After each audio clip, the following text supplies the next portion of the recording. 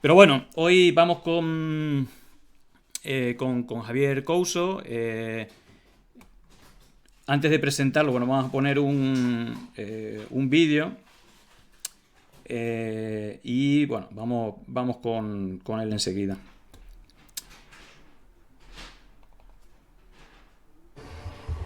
La visión de la OTAN desde el principio fue derrotar a la Unión Soviética con diferentes planes estratégicos. Hay muchos de ellos. Hay algunos que hablan de contención, hay otros que hablan de, de responder a la supuesta invasión que se ha descubierto tras la desclasificación de los papeles en la Unión Soviética, que nunca hubo un plan para invadir Europa, pero me voy a quedar en el plan de la victoria es posible, ¿no? Donde estuvimos muy cerca de entrar en una guerra nuclear. En una guerra nuclear en la cual los Estados Unidos iban a sacrificar a Europa sin ningún problema. Y era el tiempo del presidente Reagan, y a este plan estratégico se le denominó la victoria es posible. Tras la caída del campo socialista, debe además buscar enemigos que justifiquen esa existencia. Lo primero es lo que ellos llamaron nacionalistas expansivos, supervillanos, como eran Saddam, Milosevic, etcétera, etcétera, que tienen mucho que ver además con esa cultura del cómic de Superman y los supervillanos, de Batman, el Joker, el supervillano. Y además entronca, y aquí lo he hablado otras veces, con esa propaganda goebbeliana del maniqueísmo, del bien y el mal, del supermalo, de que el enemigo nos obligó a hacer este crimen, etcétera, etcétera. Después llegaría el agarradero del 11 de septiembre, que hay muchos que dicen que fue inducido, otros que fue dejado, pero les sirvió prácticamente además en esos planes del caos global, que podríamos hablar perfectamente, pero que lo define además muy bien lo que es el caos la estructura del caos global o la estrategia del caos global que definió Leo Strauss, creo que se llamaba. Estados Unidos proyecta el caos global en las tres regiones que ellos denominan críticas: Medio Oriente, Europa y Asia Oriental, es decir, tres teatros de guerra, lejos de la frontera de Estados Unidos y cerca de los límites siempre de Rusia o China, mientras Estados Unidos se parapeta en sus zonas fractales, que son zonas de orden dentro del desorden, según eso es lo que dice esa teoría del caos.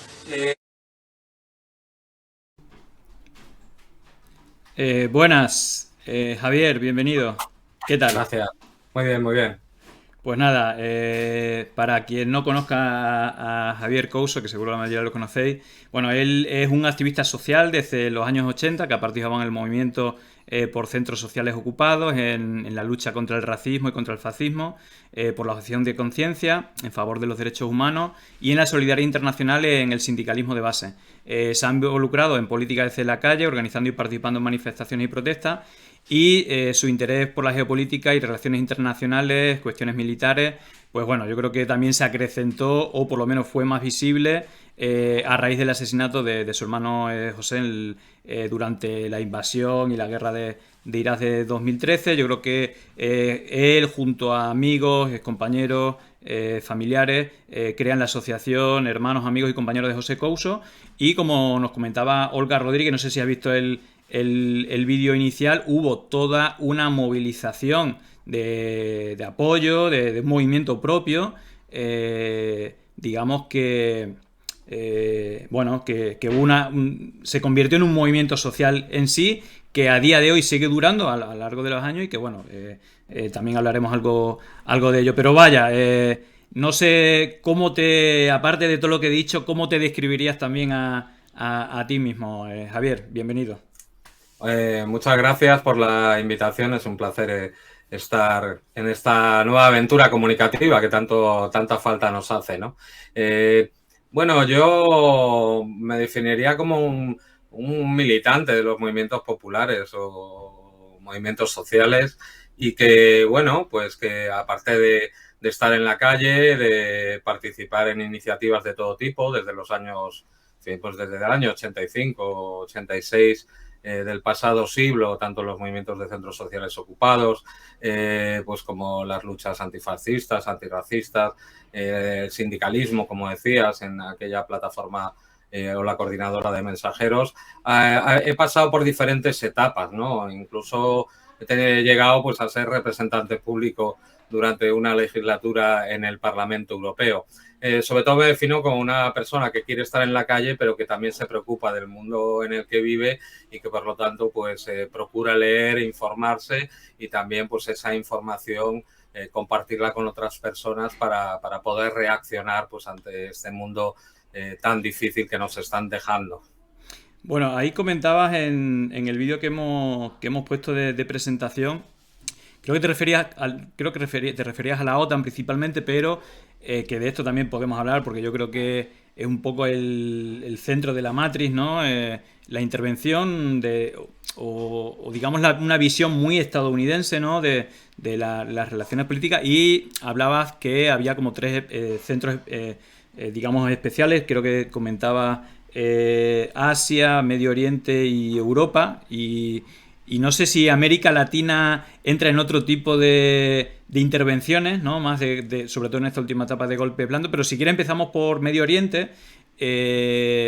¿Cuál es tu visión? Bueno, así un poco borrador, aunque ahora podemos profundizar algo más del conflicto de Medio Oriente. ¿Cuáles son los orígenes? ¿Qué es lo que se mueve?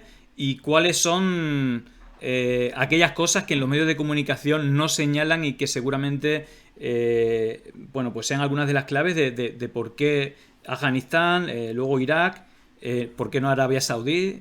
Bueno, ¿cuál es tu visión en general? Y no solamente estos dos países, ¿no? Es decir, normalmente estos son los países que más se nombran en los medios, pero la región es mucho más amplia de la intervención. Entonces, ¿cuáles son los actores principales? ¿Cuáles son los motivos de estos conflictos? ¿Y cuáles tú crees que son las claves que no suelen contarse en los medios de comunicación? Bueno, yo creo que la región, tanto Oriente Medio, Extremo Oriente, como queramos denominarlo, porque además hay debates académicos sobre cómo denominarlo, pero goza de una importancia estratégica clave porque pues es el seno donde están parte de los hidrocarburos y necesarios para inyectar en toda potencia industrial de aquellas naciones que quieren ser hegemónicas. Por lo tanto, viene desde los problemas en esa zona, vienen desde el colonialismo. De hecho, pues cuando el conflicto, por ejemplo, de Palestina se hace cuando hay una repartición pues entre el imperio en aquel momento de Gran Bretaña y el colonialismo francés, ¿no? Lo que sí es que hay que distinguir, ¿no? Una etapa, yo creo, en el mundo de la bipolaridad, es decir, a partir del fin de la Segunda Guerra Mundial, donde se desarrollan unos movimientos panarabistas que tratan de reafirmar la voluntad de independencia y soberanía de esos papeles, que además tienen una aspiración de unidad regional árabe y que estaba preñado, como todas las luchas anticoloniales que se daban en aquellos años, con una identidad clara hacia un socialismo, es decir, hacia mantener en propiedad pública los recursos del Estado. Y de hecho, grandes conflictos militares se dieron por ejemplo, en la nacionalización del canal de Suez, y luego posteriormente con la irrupción de un actor impulsado por parte de tanto de Gran Bretaña como de Estados Unidos, que muchas veces funge pues como el actor avanzado para el control de esa zona, y me estoy refiriendo a Israel. Lo que hemos visto posteriormente ha sido pues el intento de desmembración de este Oriente Medio, y de hecho hay una propuesta que parte de teóricos de la inteligencia estadounidense que se llama el Nuevo Oriente Medio Ampliado, que lo que trata es de balcanizar, es decir, fragmentar e impedir esa unidad política árabe, en primer lugar cooptando a determinados países, y entre ellos podemos hablar de los países del Golfo, que preeminentemente Arabia Saudí, acabar con Irak, que era fundamental, no por Saddam Hussein, sino porque Irak, a partir de la Revolución Republicana, habría creado una clase profesional muy amplia y estaba en disposición de competir en esa hegemonía regional con Israel.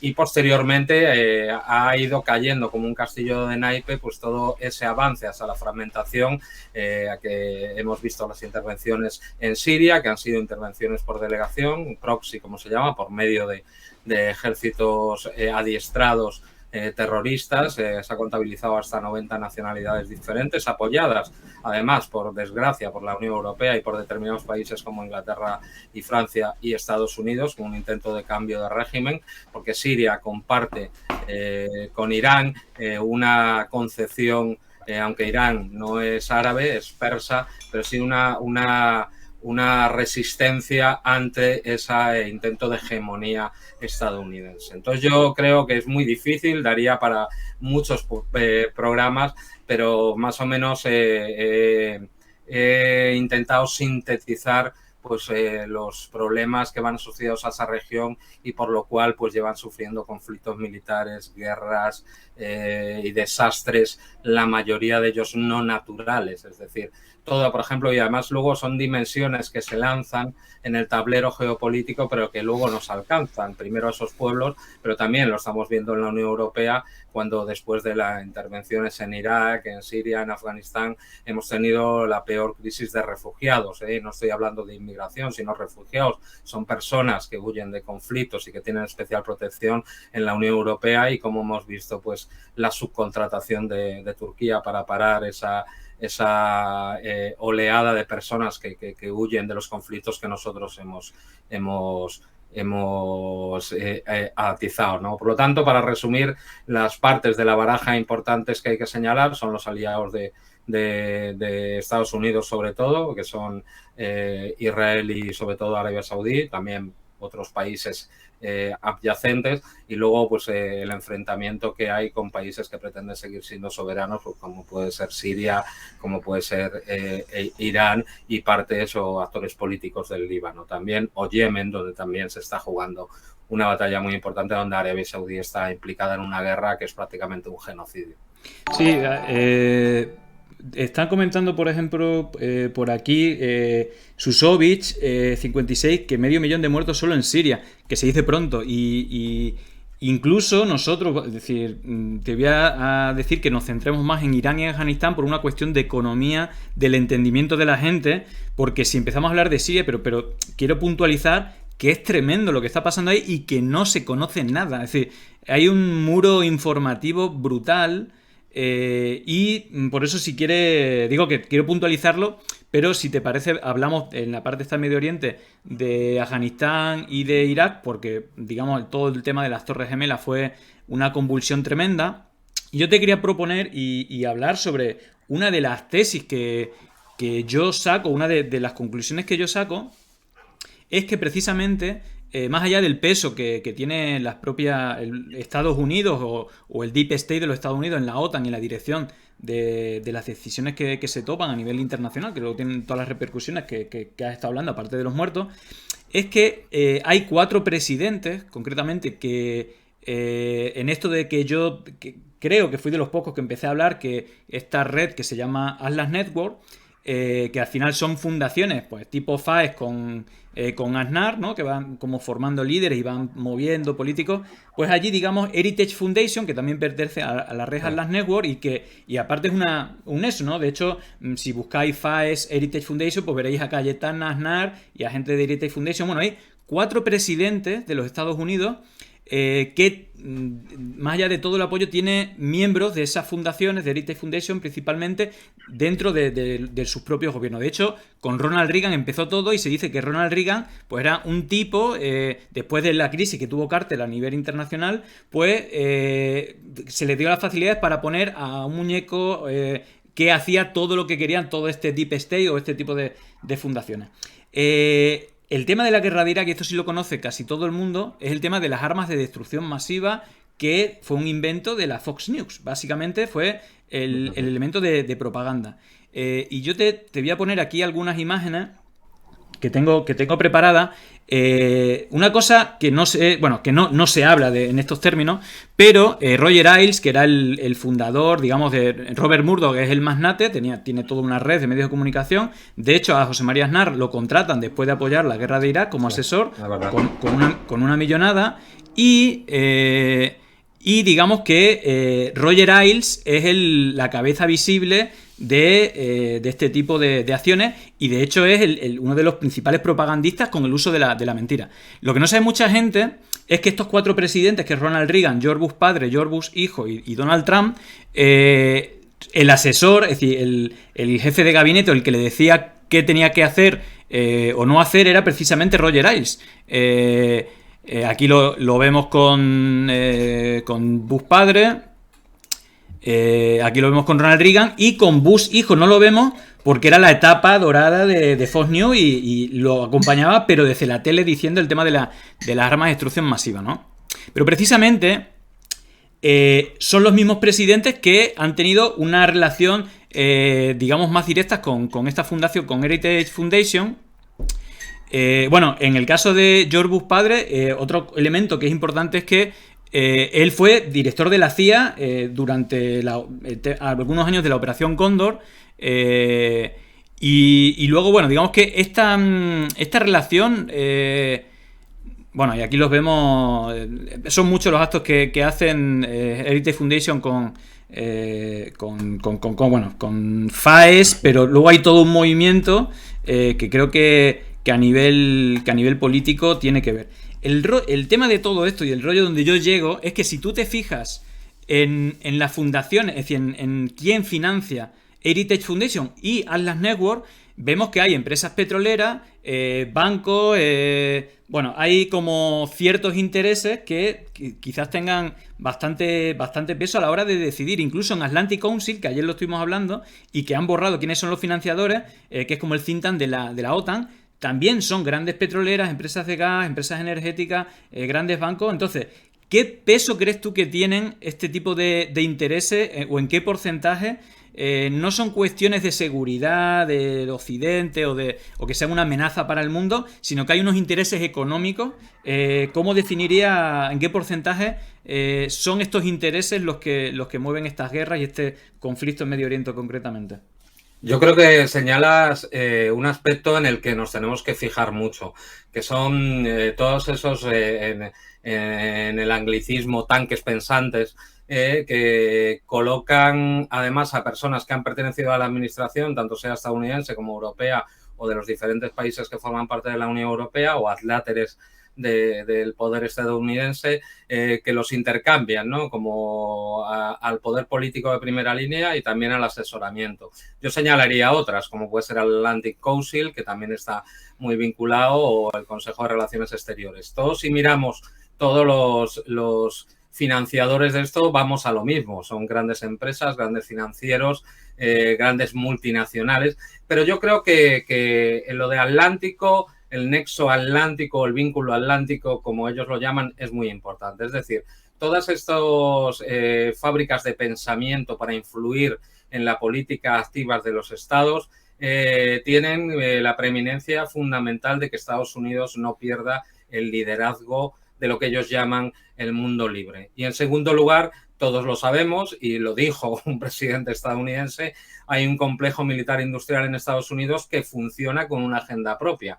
O sea, no quiere decir que abandone lo que hemos hablado ahora de que Estados Unidos no pierda su hegemonía, una hegemonía que además a partir de la autodisolución de la Unión Soviética ha sido unipolar hasta, yo siempre señalo, ¿no? el nacimiento de los BRICS, pero sobre todo la emergencia de China y la reconstrucción de Rusia, de la soberanía rusa, ¿no? Que había sido un estado prácticamente disuelto por Yeltsin, como una especie de protectorado neoliberal, y Putin le dio pues un impulso de política exterior y de volver a contar como una potencia regional. Por lo tanto, ahí están esos dos grandes intereses. O sea, no hay que olvidar la preeminencia de Estados Unidos a nivel político, económico y militar, cuando tiene un claro competidor prácticamente que le está superando ya a nivel económico y que se está poniendo a la par en influencia y en proyección militar como es China, y por otro lado los intereses de unas empresas de armamento que generan muchísimos beneficios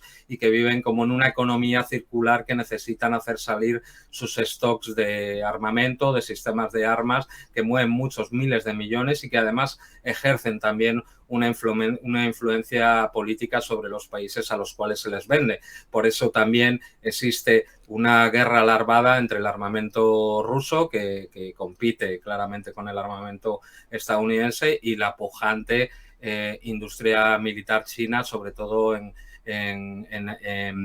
alta tecnología, es decir, misiles hipersónicos, todas las redes de drones, la inteligencia artificial, la denegación de espacio, etcétera, etcétera. Entonces, yo reafirmo lo que dices, pero añado lo otro que para mí es fundamental porque es parte de esa ideología que además a Europa nos atenaza, que es el vínculo atlántico, que es ni más ni menos que dependemos de nuestra seguridad, en teoría, de Estados Unidos y de la OTAN, ¿no? Y siempre yo lo digo, hay que recordar, el mando militar, el que tiene el poder de tocar el botón nuclear de las armas desplegadas, tanto tácticas como de teatro, desplegadas en Europa, la tiene siempre un general estadounidense, a pesar de que el secretario general sea pues un político europeo normalmente. Claro. Ahora se habla mucho de distopías y, ¿no? Ahora, sobre todo con el tema de la pandemia, ¿no? No solamente la digital, sino también la del coronavirus. Y hay una distopía con el asunto de Afganistán y de Irak, que es el origen, el tema de las Torres Gemelas, y sin entrar en conspiraciones de quién está detrás, pero hay una realidad que durante los atentados de las Torres Gemelas, Bush padre está reunida en una sala de una empresa con varios familiares Bin Laden. Al mismo tiempo de las Torres Gemelas, el nombre de la empresa no lo recuerdo ahora mismo, pero multiplicó, no sé si por 100 o por 1000 los beneficios después de la invasión de Afganistán. Hay una pregunta bastante llamativa y quiero empezar por ahí para profundizar. ¿Por qué Afganistán? Es decir, ¿por qué el primer lugar de reacción de invasión es Afganistán? Si fue a causa de los atentados a las Torres Gemelas, cuando creo que 14 de los 16 secuestradores de aviones eran de Arabia Saudí. E incluso después, al día siguiente, George Bush hijo se reunió, cenó con el embajador de Arabia Saudí, y durante 48 horas los únicos vuelos que hubo fue con la familia Bin Laden y otros 168 personas de Arabia Saudí. Esto es una distopía total. Pero sobre todo, pero es que... ¿por qué Afganistán? ¿Por qué se van a Afganistán? A ver, el proyecto, los dos proyectos militares dentro de esa filosofía del nuevo Medio Oriente ampliado estaban ya muchos años antes en todos aquel grupo de neocom que acompañaba a Bush hijo. Y Afganistán e Irak estaban señalados, ya hay papeles desclasificados donde se habla, y algunas de las personas que participaron en ello lo han contado abiertamente. Habían diseñado ya la intervención tanto en Irak como en Afganistán, independientemente de lo que pasara. Aprovecharon los sucesos del 11 de septiembre, en los cuales yo no me quiero meter en las opiniones que hay, si fueron propiciados, se dejaron hacer, si fue un golfo de Tonkin pero fue, la verdad, que lo aprovecharon muy bien para desarrollar todo aquello que se llamó la guerra preventiva y la guerra contra el terror. Afganistán, ¿por qué? Porque es un pivote estratégico, es decir, es un país que siempre ha tenido los apetitos de los imperios porque está situado estratégicamente en una zona que ya los grandes teóricos del poder estadounidense, como Brzezinski y otros más, señalaban que controlando esa parte de Asia puedes controlar el mundo. Hay que ver que Afganistán quita profundidad estratégica tanto a Irán como a China como a Rusia. Es decir, mantener ese control, que es un cruce además de autopistas energéticas, del opio también, es fundamental para tener controlada esa zona. Y ese era el interés real que tenían los estadounidenses. No tenían ni derrocar a los talibanes, ni poner un gobierno acorde democrático con los estándares en derechos humanos occidentales, sino un gobierno títere formalmente liberal, pero que permitiera una serie de bases de proyección estadounidense para, sobre todo, la vigilancia de esos actores que hemos señalado, tanto Rusia como China, como Irán, que son pues parte de los ogros o el eje del mal que señala Estados Unidos para mantener pues su preeminencia geopolítica unipolar en el mundo. Hay también una distopía con el tema de los talibanes, que creo que es bastante tremenda. Creo que fueron 2 años antes del ataque a las Torres Gemelas, un líder talibán se va a Houston, donde George Bush todavía no era presidente de los Estados Unidos, sino que era gobernador del estado, y los recibe para hacer negocios con una empresa que se llama Unocal. Y el negocio era crear el TAPI, el proyecto del TAPI, que es un gasoducto que atraviesa desde Turkmenistán, que es donde está las reservas quizás más importantes de la zona, llevarlas hasta pasando por Pakistán y digamos que llegar a Europa, ¿no? O al mundo occidental. Sabemos que incluso la factura de la luz en gran parte tiene que ver por la cuestión de la guerra geopolítica también, del control de gas, etcétera. Y lo curioso de todo esto es que después de los atentados, bueno, parece que se hace como la lucha contra los talibanes, ¿no? ¿no? En la búsqueda de los talibanes y todo esto, pero en realidad fueron socios previos y, claro, esto era incomprensible contra los medios de comunicación. ¿Cómo van a ser tus socios los talibanes? La cuestión es que pusieron de presidente de Afganistán a uno de los asesores de Unocal, de esta empresa petrolera, ¿no? de gas que es de Houston. Y la cuestión es que una cosa que no se ha informado mucho con todo el tema que ha pasado últimamente es que hace 1 año y medio o 2 años Donald Trump liberó al líder de los talibanes y 6 meses después volvió a firmar un contrato con Turkmenistán para crear el TAPI. ¿Por qué? Porque yo creo, esta es mi conclusión, es decir, ellos pusieron a alguien de Unocal, lo primero que hizo el presidente que pusieron es firmar que se iba a hacer el TAPI, pero no se construyó ni un solo kilómetro porque los talibanes lo impidieron. Y el acuerdo con los talibanes es que iban a asegurar, porque ellos, aunque no hayan gobernado, pero han tenido un control territorial en zonas estratégicas, y creo que el tema que hayan huido con dinero los gregarios, los militares y el gobierno es porque habían hecho un acuerdo previo con los talibanes. Entonces, tampoco es casualidad que hayan dejado un montón de armas ahí. No sé si te parece raro, porque también había otra cosa que ha sido blanquear a los talibanes, diciendo que el verdadero peligro es el ISIS y no los talibanes. No sé qué opinas de todo esto que te cuento. Hombre, la colaboración y el impulso de todo lo que es el islamismo, tafirismo radical, salafista, fue empleado y creado e impulsado por Estados Unidos frente a la lucha contra la Unión Soviética, ¿no? Y se ha seguido manteniendo. Los talibán son una escisión más de lo que se llamaba aquello de los freedom fighters, que luchaban contra lo que Estados Unidos llamaba la invasión soviética. Luego lo hemos visto repetido. Yo aludí al principio al caso sirio, ¿no? Está documentado, se sabe que se han utilizado militantes de las diferentes facciones terroristas del islamofascismo, del radicalismo islamista, entrenadas por Gran Bretaña, por Francia y por Estados Unidos, incluso curándose en Israel mientras hacían la guerra de terror en Siria. Por eso no me sorprende nada, ¿no? El acuerdo con los talibanes de Donald Trump es porque ya estaban negociando una salida. Es cierto que con Donald Trump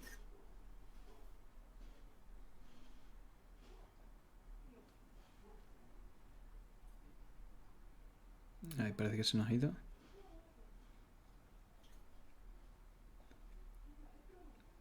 No lo veis, ¿no? Parece que ha desaparecido.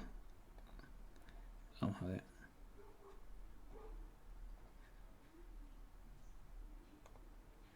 Nada, parece que hemos perdido a ver si vuelve a recuperar, porque es bastante interesante.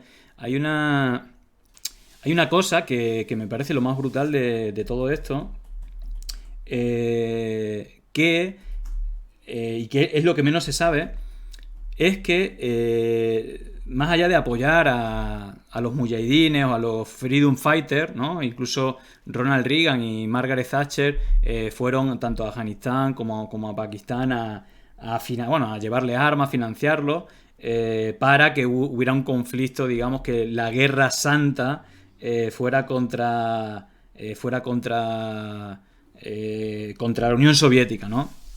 Pero hay una cuestión que a día de hoy creo que nos pesa bastante y que esto es muy desconocido, pero es bastante brutal, es que más allá de financiar los Freedom Fighters, ¿no? Este tipo de... en realidad yo creo que un poco el origen, digamos que hay una gran parte de la población que son pastores, la facción pastún, creo, que tiene una tradición muy, muy conservadora, ¿no? En el Islam, donde está mal visto que las mujeres vayan sin velo, etcétera. Entonces el gobierno que hubo soviético, no que hubo soviético, era comunista, en realidad la financiación de los Estados Unidos a la oposición para armarle y atacar al gobierno que estaba en ese momento en Afganistán fue para tenderle una trampa a la Unión Soviética para que viniera a defenderla. Y a partir de ahí lo que se hizo, y creo que esto es lo más brutal, es que en Pakistán, creo que me parece que ya tenemos... Sí. Vale. No sé qué ha pasado. No sé, y no sé ni siquiera cuándo se cortó porque yo seguía hablando aquí. Vale, dame un segundito que necesito el enlace nuevo. Lo que estaba comentando es que precisamente... a ver, te tengo que silenciar, copiar esto. Vale. Que es un nuevo link.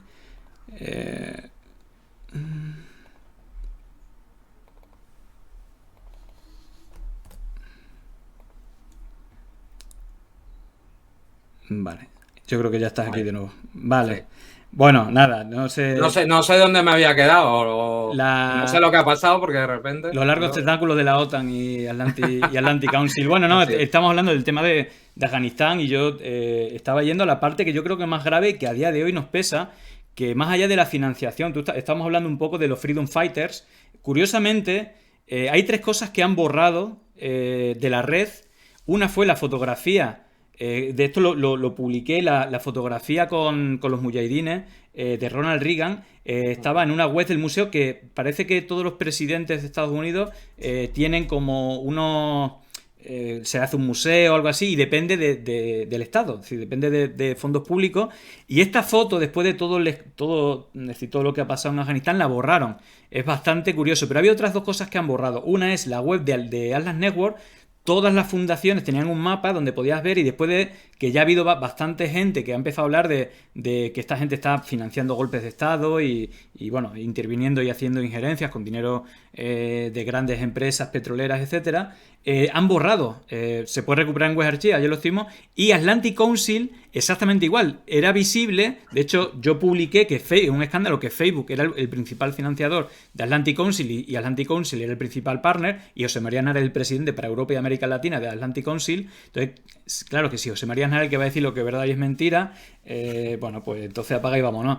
Y fíjate que también han borrado los financiadores, que es una lista interminable. Ayer la estuvimos viendo, pero digo que lo más grave de todo esto, y bajo mi punto de vista, es lo que se hizo en Pakistán. Es decir, Arabia Saudí y Estados Unidos llegaron a un acuerdo con la CIA aprovechando un poco, es decir, el objetivo final era vencer a la Unión Soviética con la fuerza del mundo, la Guerra Santa, los infieles. Incluso lo más grave de todo es que financiaron las madrasas en Pakistán, hicieron una llamada internacional a hacer la Guerra Santa, y a los hijos de los mujahidines o los señores de la guerra se fueron formando ahí, más otros reclutamientos internacionales, y ese es el origen, y eso fue financiado con dinero público de Arabia Saudí, dinero de la USAID, que sale en documentos, donde se gastaron 54 millones de dólares en la creación de los escritos de los libros de texto que con las que se formaban, y donde pues llamaban a la Guerra Santa. Y por ejemplo las matemáticas los hacían con Kalashnikov y con soviéticos muertos,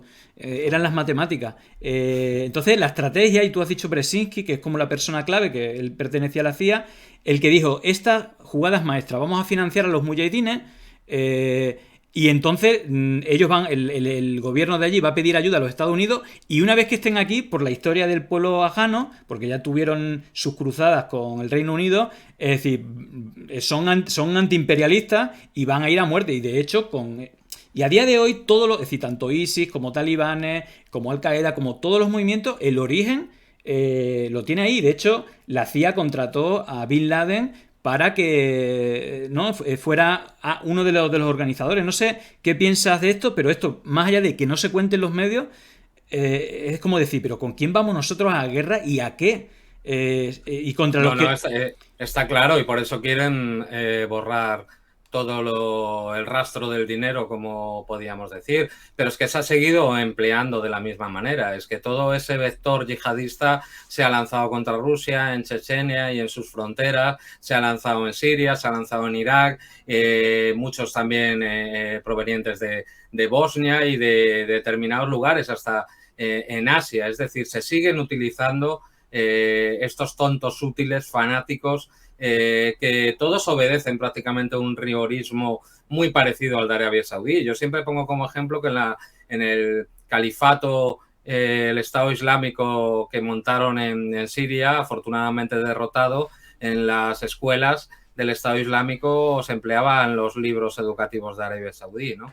Es muy importante toda esa inversión. También hay que hablar de Arabia Saudí, que está haciendo en las fronteras con Rusia, que hasta en los pueblos más pequeños pone una mezquita, un dispensario y una escuela donde el Corán y esa visión rigorista del Islam es la base fundamental de la educación, ¿no? Por lo tanto, yo creo que se sigue utilizando, que a día de hoy es una baza la desestabilización por terrorismo que estamos viendo, no solo ya en la zona, en el Oriente Medio, sino la estamos viendo en África, la estamos viendo en Asia, en Euroasia, sobre todo para presionar a Rusia, y por eso es por lo que están borrando todas las pistas, ¿no? Sobre todo por personas como tú y otros investigadores que hacen bien su labor del periodismo, porque los grandes medios de comunicación no se fijan en esto. Yo incluso en sede parlamentaria he documentado, como se documentó, cómo Turquía negociaba el robo de petróleo del norte de Siria, Turquía, con los propios miembros del ISIS, y allí había participado incluso burócratas o tecnócratas europeos en todo ese trasvase, ¿no? Y aquí no ha pasado nada, no lo sacaron grandes medios de comunicación, pero las pistas del dinero llevan claramente a quien está impulsando estos movimientos que luego, para nuestra desgracia, golpean también en Europa y mueren cientos de compatriotas nuestros.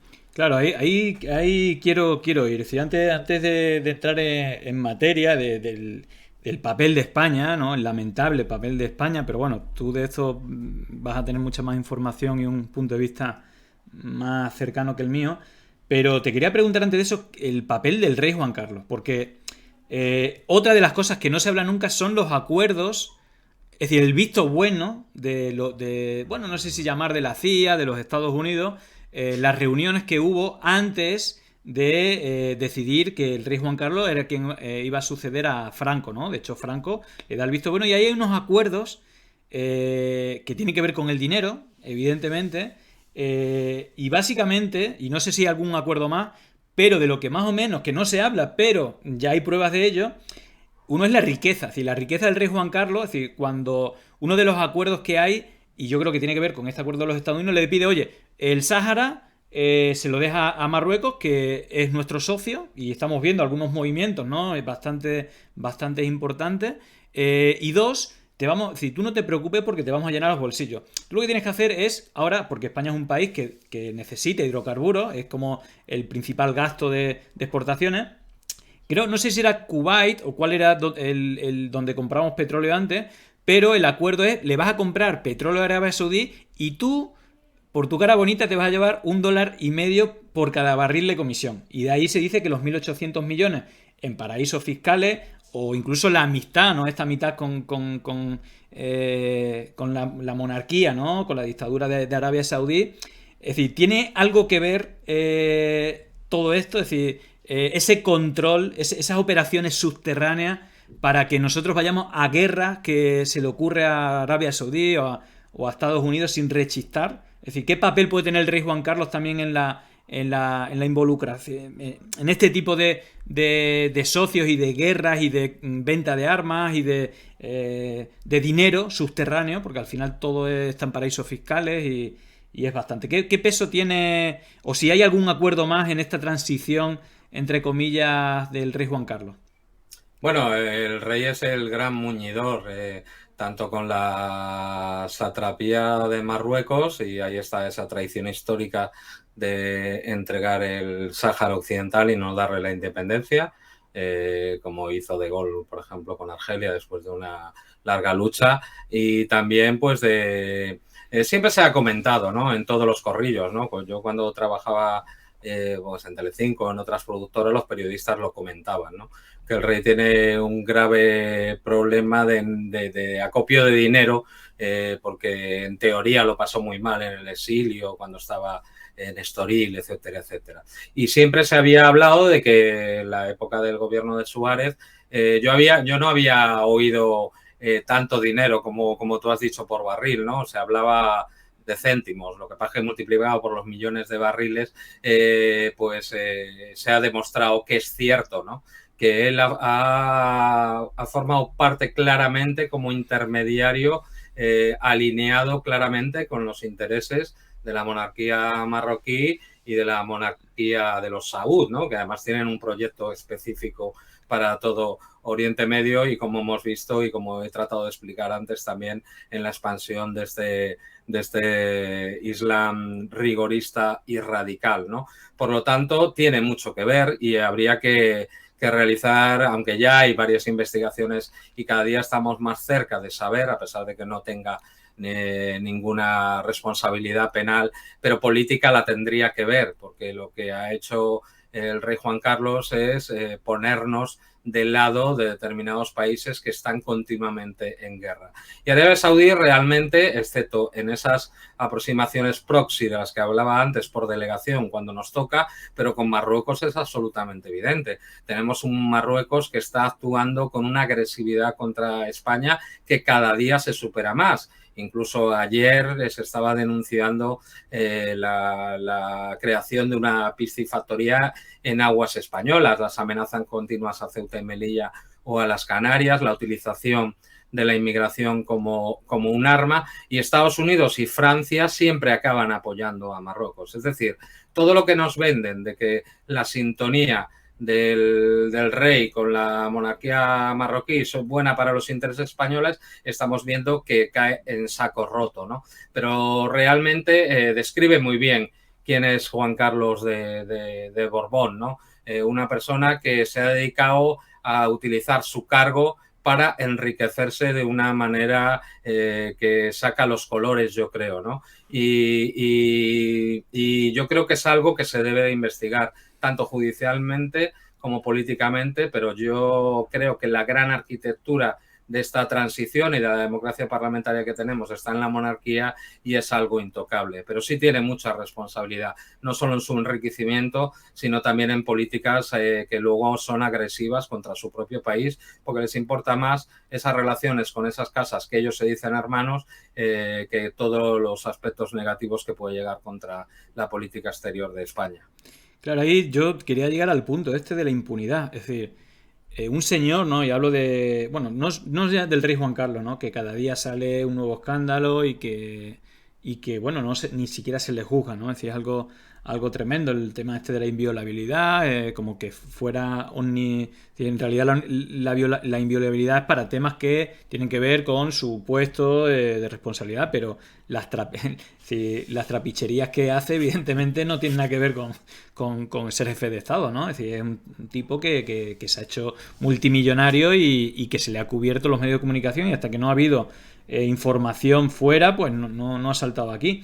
Pero yo quiero ir más allá. Yo creo que no solo información, también hay dentro de la guerra de poderes, también hay determinados poderes que no le tenían mucho aprecio y se lo han ido cobrando, ¿no? Incluso partes de la derecha que sí plantean Sí. una caída de la monarquía española. Sí, de hecho yo creo que, bueno, eso por no entrar porque es bastante largo, pero ha habido como chantajes en los cuales a veces el rey no le ha jugado y le han cobrado la venganza, ¿no? Eso también es evidente, pero lo que está claro que hay una impunidad más allá de escándalos mediáticos, es decir, la impunidad es total. De hecho está en Abu Dhabi, creo ahora, en un hotel o en un alojamiento de máximo lujo, y la de escándalos que tiene ya es que son innumerables. Pero yo quiero ir a la parte más mundana. Y por ejemplo, yendo a la guerra de Irak, es decir, un tipo como José María Aznar, es decir, que tiene un poder tremendo. Si estamos viendo que se codea, no solamente la empresa fue contratado después del apoyo a la guerra de Irak por mentir, porque fue por mentir, por mentir Sí. a todo el mundo.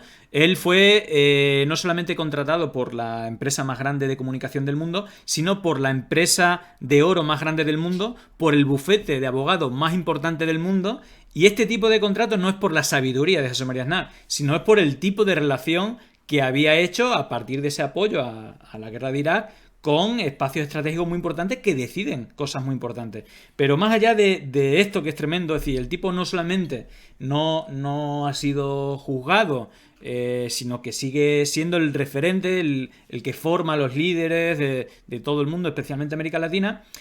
Pero quiero que nos centremos en el papel durante la guerra de Irak, más allá de llevarnos a una guerra sin sentido, de una guerra que no apoyaba más del 90%, y hay unas movilizaciones tremendas, y que se agravó con el asesinato. Es decir, una guerra que no tenía ningún sentido, y además se ve que era para ganar el petróleo y repartírselo entre las empresas financiadoras de la propia guerra, pero que, si quieres, nos vamos al caso puntual de tu hermano. Es escalofriante, no solamente la impunidad de los propios Estados Unidos, que no sé si tiene hasta cierto sentido que el gobierno de los Estados Unidos lo defienda, pero el colmo es que, con el detalle que nos contó Olga, o si tú nos quieres contar algún detalle más, la impunidad del ejército de los Estados Unidos, y con la defensa del gobierno de Aznar, y yo diría que del resto de gobiernos que han visto. Entonces, ¿cuál es tu opinión? Es decir, me parece tremendo, Hombre, ¿no? El asunto.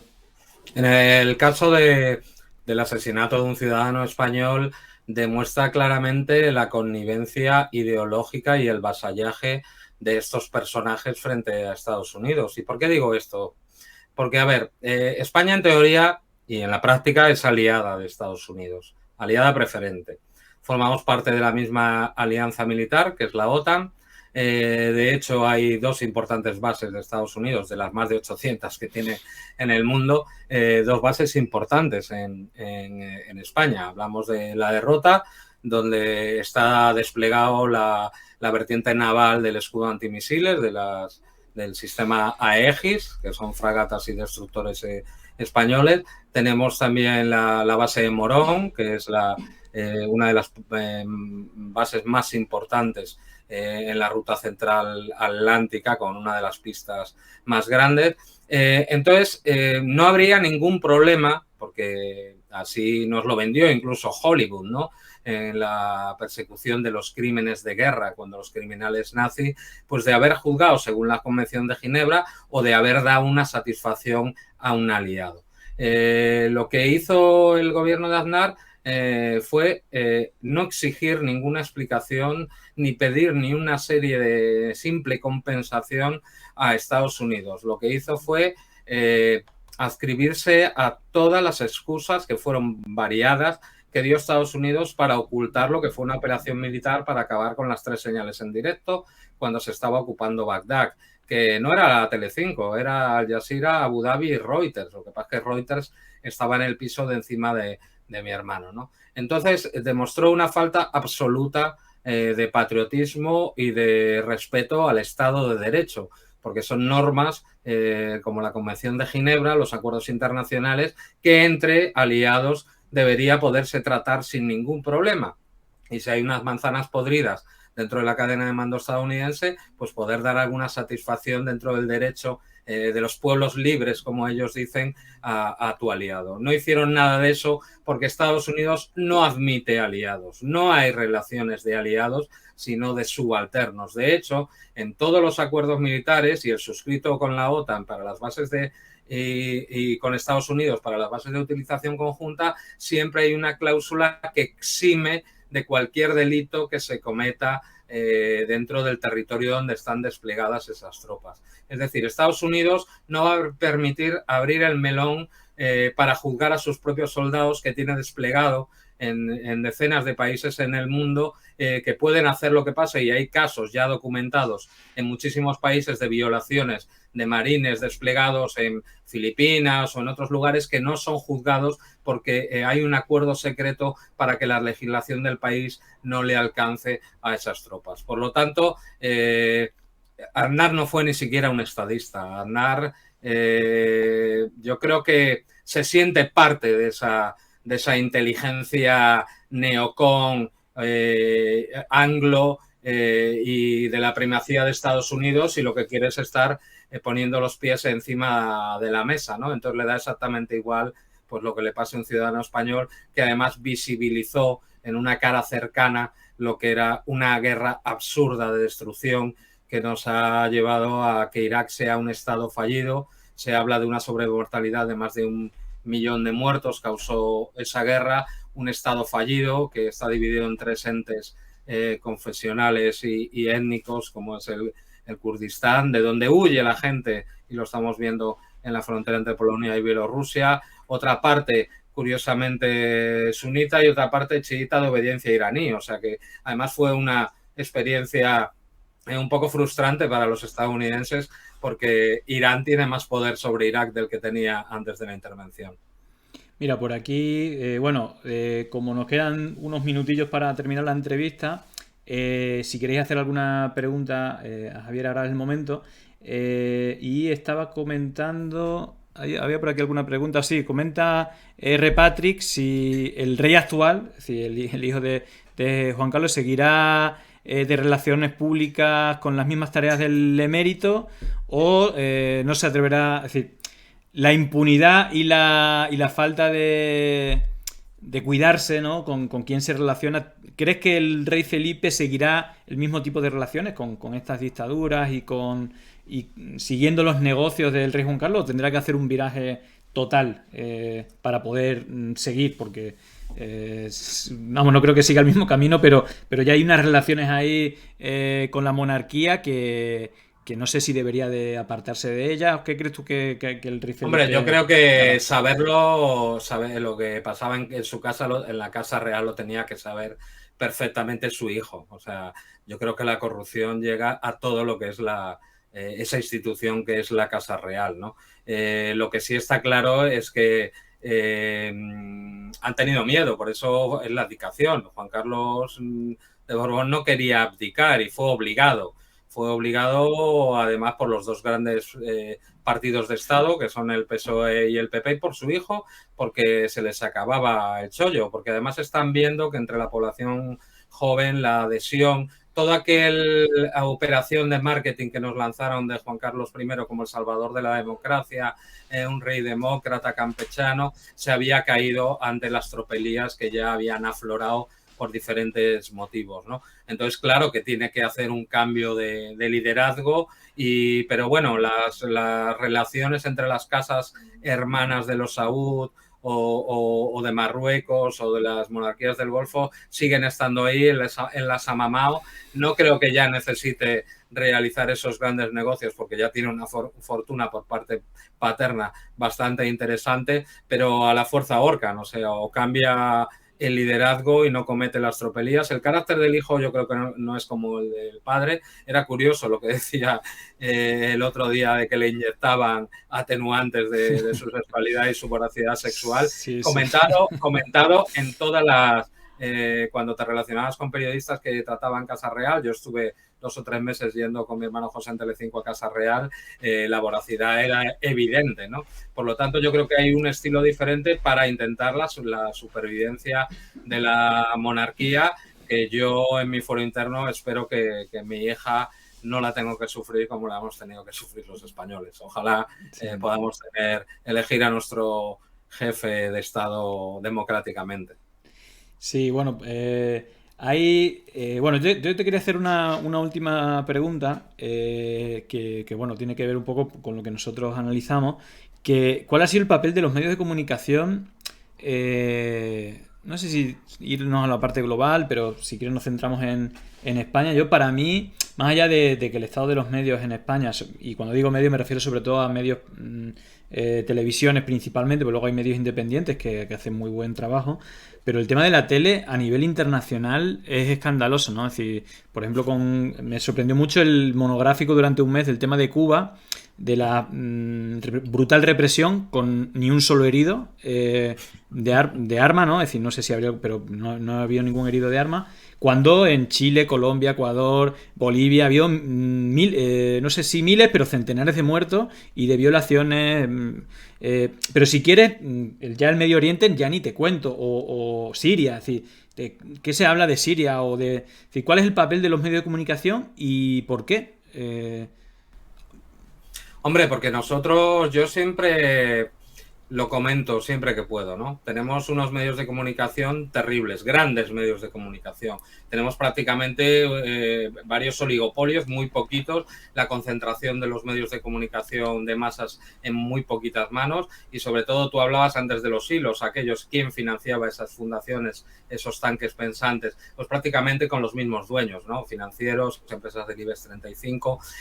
Y aquí lo que se diseñó en la Constitución con el artículo 20 era hacer un contrapeso, ¿no? Con la televisión pública, la manera de la BBC de los años 70 y no se ha conseguido. Siempre dijeron que la ley de prensa era la que no había para no tener una regulación sobre la información veraz que recoge la Constitución y que tendría que ser protegido como un derecho fundamental de los ciudadanos que vivimos en este país, ¿no? Por lo tanto, yo creo que es ese grave problema que los dos grandes partidos de Estado, el PSOE y el PP, han permitido.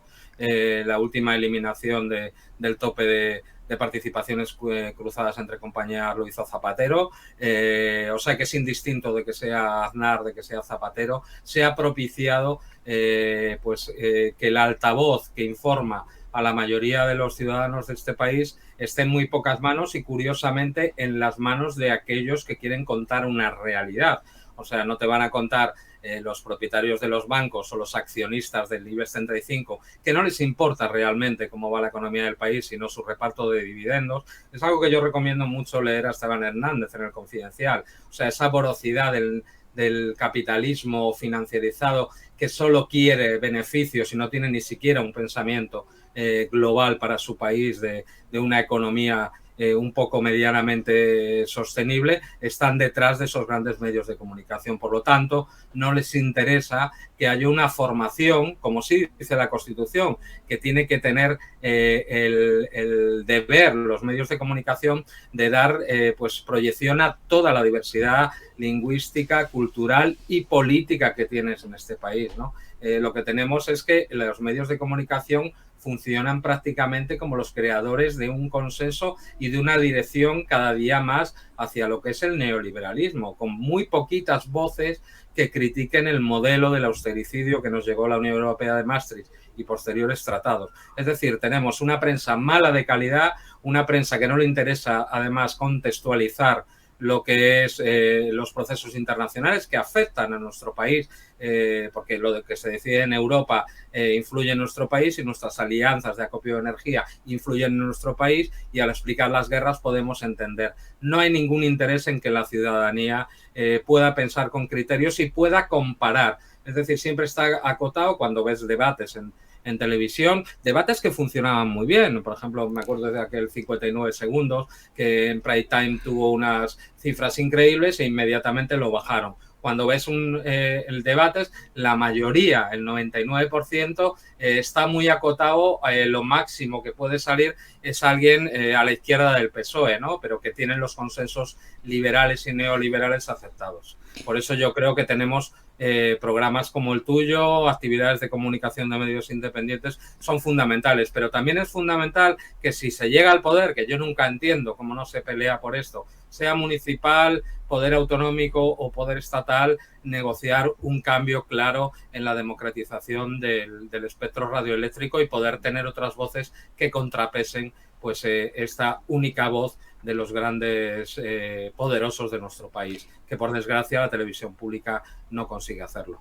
Está claro, tenemos un grave problema y bueno, para despedirte, una de las preguntas que solemos hacer a nuestros invitados, ya que esto es la jungla mediática y que casi nos llevan a espacios, es decir, hay que buscarlos entre el bosque, medios que nos informen bien, sobre todo en temas de geopolítica o de los temas que hemos estado hablando, o bueno, en general de política internacional. ¿Qué medio, qué ¿qué periodistas, qué políticos, qué personas de referencia nos recomendaría para la gente que nos está viendo y que le interesa en este tipo de asuntos, a quién poder seguir, qué medio seguir, que tenga bueno, ese filtro ético y periodístico de dar una información, digamos que sea real y no sesgada por estos filtros que hemos estado hablando?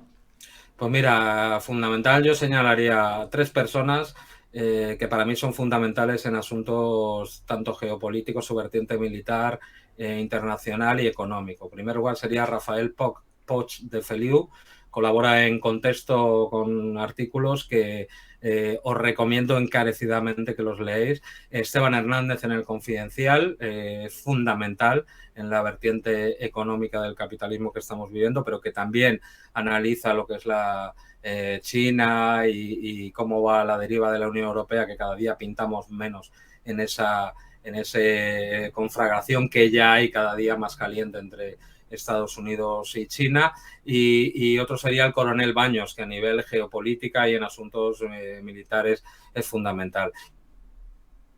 Y luego, como un tanque de pensamiento bueno, los amigos de la casamata.org, que hacen unos análisis muy interesantes. Podría decir algunos más, pero me centraría, por empezar, pues en esas 3 grandes periodistas y en ese medio de pensamiento que va más allá de las noticias más cercanas. Muy bien, pues nada, Javier, muchas gracias por las recomendaciones. Aparte, como no ha arrinconado ningún espacio, sino bastante plural, sobre todo los medios, tal, así que bueno, nos las apuntamos y seguramente que la gente que nos ha visto te lo agradece, porque es eso, es buscar setas cuando sales al bosque para encontrar información de calidad. Así que bueno, muchas gracias Javier por la visita, esperemos Nada. que nos veamos más a menudo y que en otra ocasión, pues cada vez que si hay alguna novedad a nivel internacional, pues bueno, te daremos un toque. Así que un fuerte abrazo y gracias por todo.